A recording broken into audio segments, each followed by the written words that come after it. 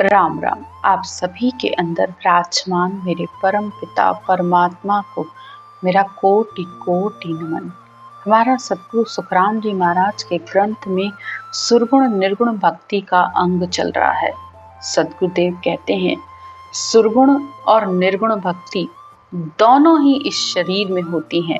सुरगुण शरीर है, निर्गुण आत्मा है, और सुरगुण के शरीर के बिना निर्गुण की भक्ति हो ही नहीं सकती।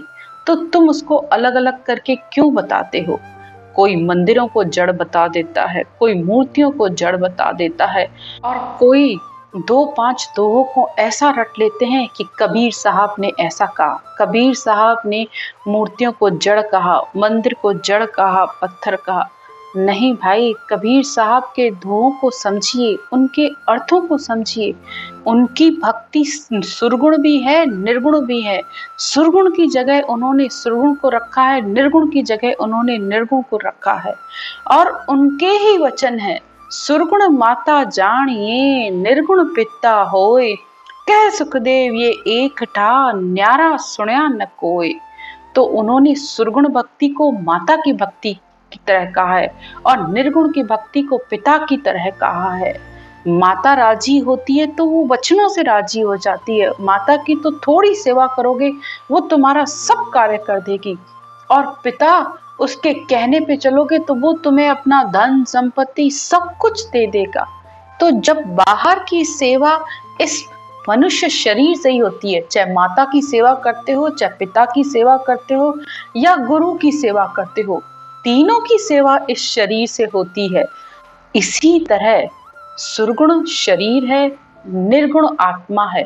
इस सुरगुण के शरीर से ही निर्गुण आत्मा के अंदर जो परमात्मा सबके अंदर रम रहा है, उसकी सेवा तुम रात दिन इस ब्रह्म के नाम राम को लेकर सेवा कर सकते हो।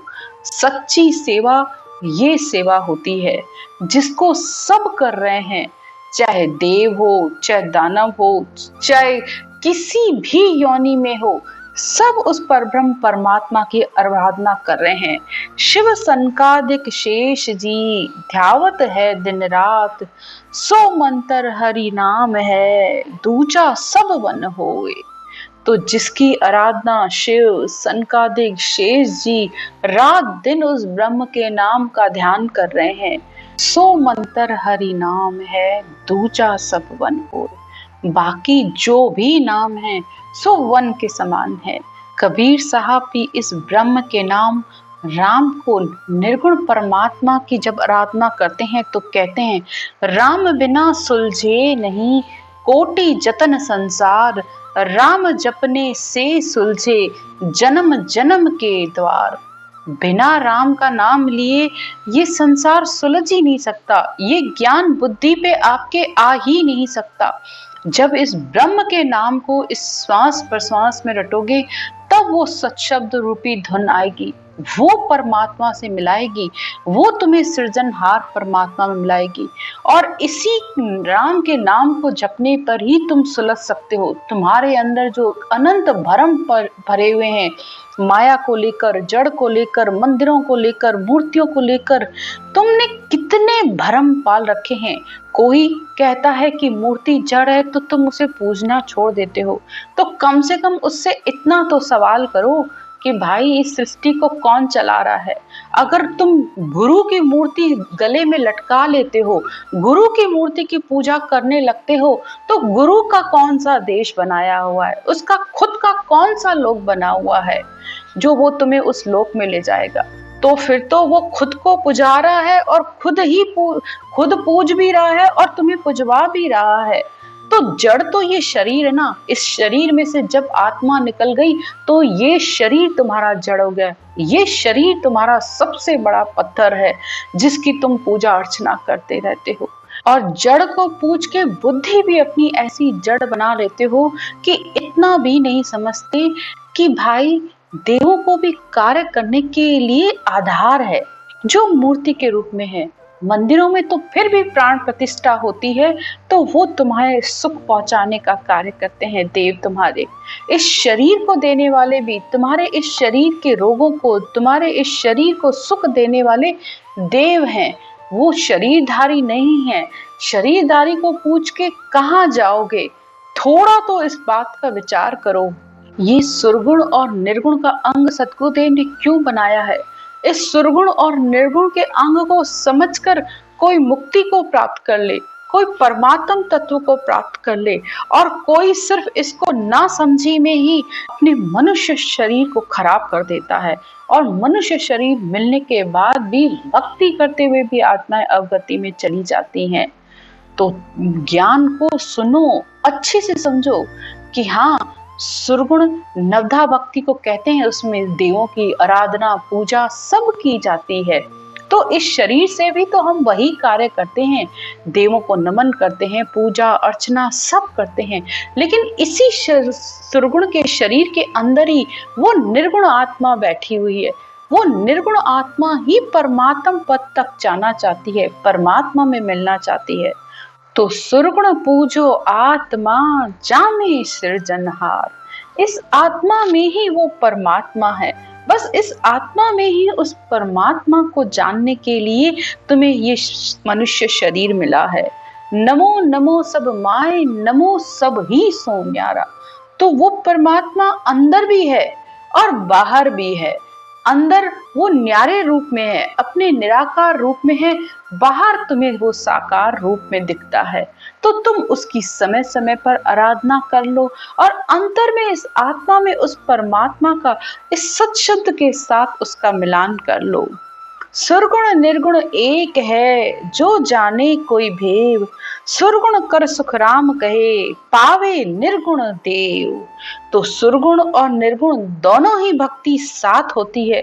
जो इस भेद को जानता है तो वो इस शरीर से राम रटना, इस ब्रह्म के नाम को लेकर उस निर्गुण देव की प्राप्ति कर लेता है। सुरगुण सेवा सो सही, बोलर दे आशीष। पूजा बोल न जवाब दे, सो जड़ विश्वावीश। तो सच्ची सुरगुण सेवा ये है। सुरगुण की सेवा क्या है कि खुद भी परमात्मा का नाम लो और दूसरे को भी उस परमात्मा के नाम को बताओ कि वो इस तरीके से उस नाम को अंतर में उस परमात्मा का नाम ले। ये सच्चा आशीष देना है कि आप पर अगर परमात्मा की कृपा हुई है तो इस कृपा को दूसरों को भी दो। जो बोलकर आशीर्वाद देना किसे कहा जाता है? आज हम इस ज्ञान को पढ़कर समझकर इस ज्ञान को जब अंतर में उतारते हैं तो इस ज्ञान को सुन सुन के कितना विश्वास आ जाता है, कितनी भक्ति में दृढ़ता आ जाती है। तो जब वो दूसरी आत्मा भी इस ज्ञान को सुनेगी तो वो भी इस परमात्मा के नाम पर विश्वास करते हुए आगे से आगे बढ़ती जाएगी। उस आत्मा की 84 कट जाती है। तो बताइए इससे बड़ा आशीर्वाद और क्या हो सकता है? सद्गुरुदेव तो यहाँ तक कहते हैं, ज्ञान सुन चेते नहीं, सोनर मूड गवार। ज्ञान सुन बूझे नहीं, सोनर बहरा होए। आंधा सो सुख राम कहे, सतगुरु सूझे नाय। वो अंधे हैं जिन्हें सतगुरु का ज्ञान समझ ही नहीं आता है, जो ज्ञान सुनकर भी अंदर से चेतन नहीं होते हैं, तो वो कितने मूर्ख हैं। ज्ञान को सुनकर फिर पूछते भी नहीं हैं, तो वो सुनकर भी ज्ञान को बहरे बने रहते हैं। तो सद्गुरुदेव कहते हैं कि उनको कैसे अंदर में परमात्मा की समझ आएगी जब तक ज्ञान को पूछोगे नहीं, समझोगे नहीं कि कैसे कर रहा हूँ, क्या कर रहा हूँ, कैसे करना चाहिए। जब तक पूछोगे नहीं तो तुम्हारा भरम कैसे मिटेगा? राम कहे मुझ माए है, पूजन जड़ को जाए। कह सुखदेव ज्ञानी सुनो, न्याय करीजे आए। अब सद्गुरुदेव ज्ञानियों से ही सवाल करते हैं कि तुम तो कहते हो कि राम सबके अंदर है, तो फिर तुम अपने इस जड़ रूपी शरीर, आन रूपी शरीर को क्यों पूजते हो? धरिए को पूजे पुजवावे। इस धरे हुए शरीर को अगर इसमें से आत्मा निकल गई तो ये शरीर जड़ हो जाता है, पत्थर हो जाता है। इस धरे हुए शरीर को तुम पूजते हो और फिर अपने ही शरीर को पुजवाते भी हो, यानी परमात्मा का नाम लेते हुए भी वो बेचारी आत्मा डूब जाती है। दादू साहब बिल्कुल सही कहते हैं। दादू दुनिया डूब गई, ले ले हरि का नाम। जाना था किस गांव को, चली गई किस गांव।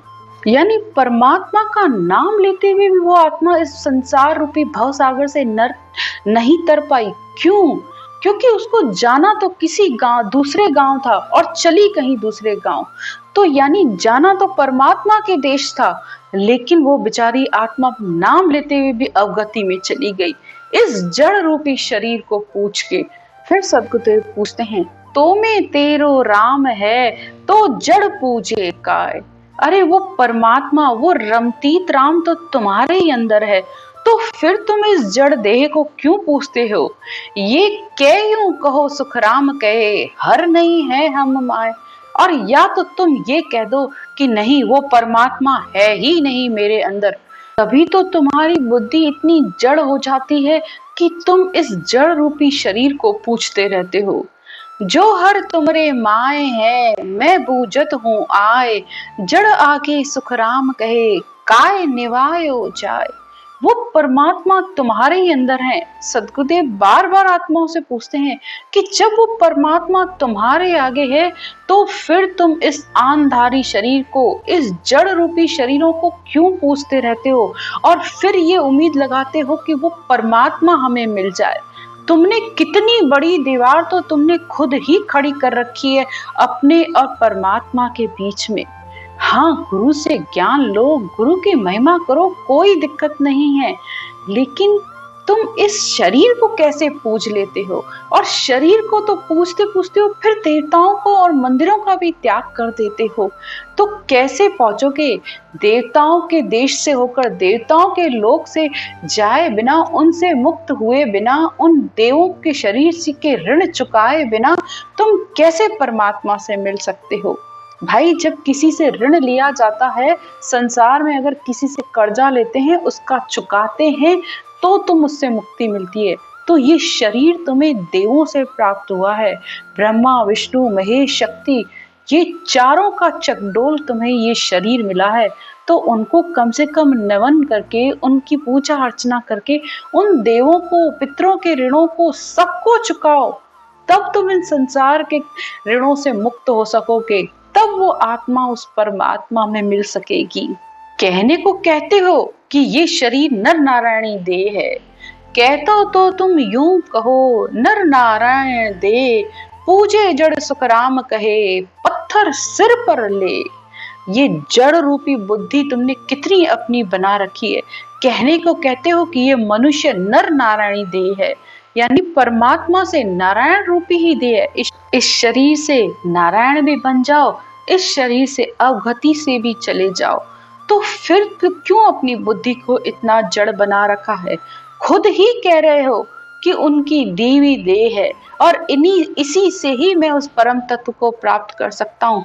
और फिर परमात्मा के नाम को छोड़कर तुम फिर जड़ को पूजने लग जाते हो। तुम ठाकुर कर था पियो, एक तत्व काय, तत् पाछू सुखराम कहे, ताकि गम न काय। जिसको तुमने ईश्वर मानकर किया है, वो तो एक तत्व का है। तुम 5 तत्वों के बने हुए हो। जहां वो बोलता राम है, उस 5 तत्वों को छोड़कर तुम एक तत्व को पूछते रहते हो। पाछा में साहिब बसे, कह सुर नर लोय, तत् एक सुख राम कहे, किणी बतायो तोय। जहां 5 तत्व इकट्ठे होते हैं, वहां परमात्मा का निवास है। तुम्हें किसने बताया है कि एक तत्व में वो परमात्मा है, जिसका तुम्हें ज्ञान ही नहीं है? 5 नाम करतार का, 5 जगत का होए, 5 नाम गुरु पद का, समझे बिल्ला कोई। 5 नाम इस करतार के हैं, 5 नाम संसार के हैं, 5 ही नाम गुरु पद के हैं, लेकिन इसकी जानकारी विरलों को ही होती है। अब सद्गुरुदेव फिर ज्ञानियों पंडितों से पूछते हैं, मैं बूझूं तुम पंडिता, क्यों भरमाई लोए, साहिब तो सुखराम कहे, कहो कीणी जागा न होए। हे पंडितों, मैं तुमसे पूछता हूँ, क्यों संसार को तुमने भ्रम में डाल रखा है? ऐसी कौन सी जगह है जहां पर ईश्वर नहीं है? तुम खुद भी तो कहते हो कण कण में परमात्मा है, लेकिन फिर उसी बात को नकार देते हो। जे साहिब सब में बसे, तो सोजो और माँ है। वो परमात्मा सब में बसता है, बस उसको अपने उर यानी अपने इस हृदय में खोजो। कह सुखदेव बारे दुनी क्यों भटकाओ जोई, क्यों संसार को तुम बाहर भटकाए रखते हो। हरि हेरिया सब ठोर मिले, हरिजन मिले न कोई। वो परमात्मा तो सब जगह है, लेकिन हरिजन मुश्किल से मिलता है, वो विरला ही होता है। सदगुरुदेव फिर ज्ञानियों से कहते हैं, पेट भरण के कारणे भरम उठायो काय, साहिब तो सुखराम कहे सब ही के माय।